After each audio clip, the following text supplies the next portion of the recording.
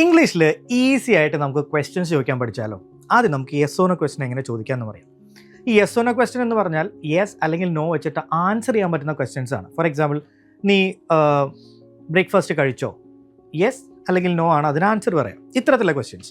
ഇവിടെ നോക്കൂ, നീ അവനെ വിളിക്കാറുണ്ടോ? ഏറ്റവും എളുപ്പമുള്ള പരിപാടി എന്താണെന്നറിയോ? ഇതിനെ സെൻറ്റൻസ് ആക്കുക. ക്വസ്റ്റ്യന് പകരം സെൻറ്റൻസ് ആക്കുക. നീ അവനെ വിളിക്കാറുണ്ട് എന്ന് എങ്ങനെ പറയും? യു കോൾ ഹിം അല്ലെങ്കിൽ യു ഡു കോൾ ഹിം. അപ്പോൾ ഇതിലുള്ള ഈ ഡു എന്നുള്ള ഹെൽപ്പിംഗ് വെർബിനെ എടുത്തിട്ട് ഫ്രണ്ടിൽ കിട്ടാൽ മതി. അപ്പോൾ ഡു യു കോൾ ഹിം. നമ്മൾ ഈസി ആയിട്ടൊരു ക്വസ്റ്റ്യൻ നമ്മൾ ക്രിയേറ്റ് ചെയ്തു.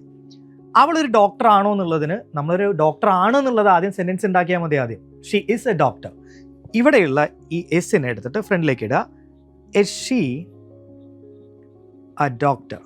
ഈസി ആയിട്ട് നമുക്ക് yes or no questions create ചെയ്യാം. യു ലൈക്ക് ഐസ്ക്രീം എന്നുള്ളതിന് നമുക്ക് എങ്ങനെ കൂടി പറയാം? You do like ice cream. ഇനി ഇതിനെ ക്വസ്റ്റ്യൻ ആക്കാൻ എളുപ്പമല്ലേ? ഡുവിനെ എടുത്ത് മുന്നിക്കിടാം. എങ്ങനെയാണ് അത് ക്വസ്റ്റ്യൻ ആവുക എന്നുള്ളത് കമൻറ്റ് ബോക്സിൽ കമൻറ്റ് ചെയ്യൂ. And please follow us.